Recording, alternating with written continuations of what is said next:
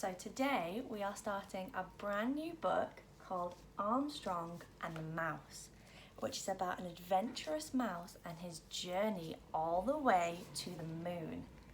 I'm going to read part 1 today and we'll be posting the different chapters over the next few weeks, so make sure you keep checking back to hear about the rest of the story.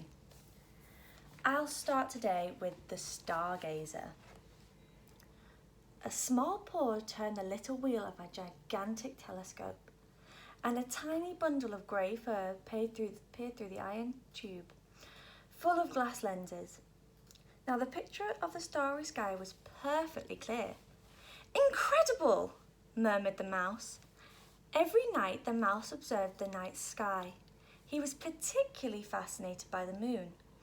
At first it hung in the sky, fat and round, but then it became thinner and thinner, until there was nothing to be seen except a narrow crescent.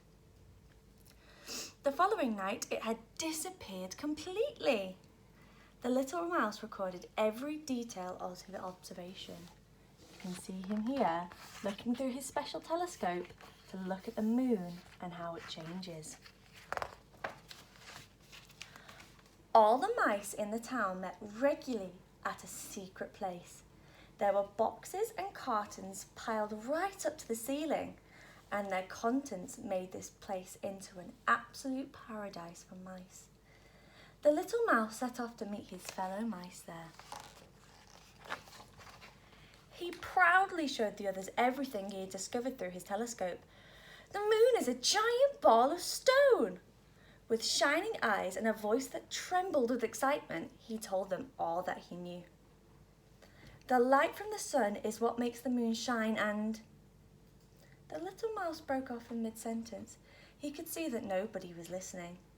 The other mice didn't want to hear any more because they believed something quite different.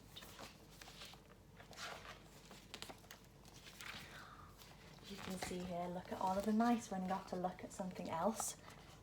Can you work out what the mice believe in rather than the moon being a big ball of stone?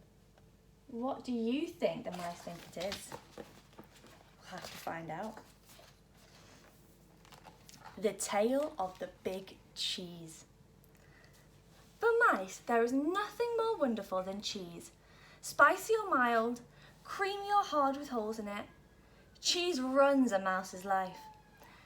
And so for a night, the mice, everything was crystal clear. The moon was made of cheese. How could one explain it? The moon was a round ball and has holes in it. Sometimes it is yellow as Gouda, then as white as Camembert, or even a reddish orange as Leicester. And now all of a sudden the moon is supposed to be a ball of stone? The little mouse tried again and again to convince the other mice, and every day he reported his findings, but it was all in vain. One night, the little mouse sat sadly on a box of parmesan. He was all alone. The other mice had long since gone home. Pale moonlight shone through the small basement window, and it fell on his notes. And in the dim light he found something. Somebody had sent him a letter. Not a big letter, such as humans would write. It was a mouse-sized letter. Quickly he opened it, and inside the envelope was the entrance ticket. Smithsonian? The mouse could not decipher anything else, but under this printed word was a poor written message. "You are right. Come and see me." So the mouse is here, little letter in hand, trying to navigate his way through the train station to come find the mystery person who had written him this letter. A journey into the past. "Nothing is too difficult for a clever mouse," said the mouse with a smile. He had soon found out where the mysterious letter had come from, and now he was on his way to see his unknown pen pal. For a mouse that knew his way around the world of humans, even long journeys were no problem. He decided to take the train. In his luggage he had packed some cheese and his notes.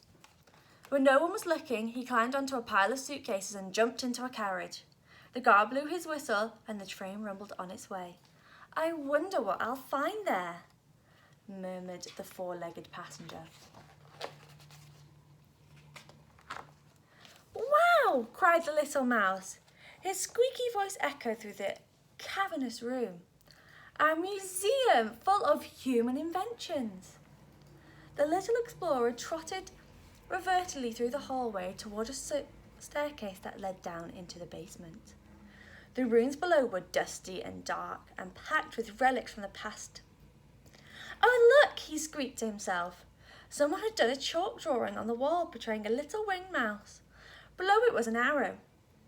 The mouse followed the sign and found himself standing in front of a mouse hole. So you can see here the mouse is following little mouse signs telling him where to go. Oh, he's walked into this amazing room full of all different kinds of inventions. I wonder who his pen pal is. If you want to find out what the mouse gets up to on his journey and find out who his pen pal is and what he has to say, you'll have to make sure you look back on YouTube next week to find the next chapter of Armstrong and the Mouse. For now, on the Year 2 page, we have some questions and we have some vocabulary sheets to help you understand what's just happened. Make sure you go and have a look.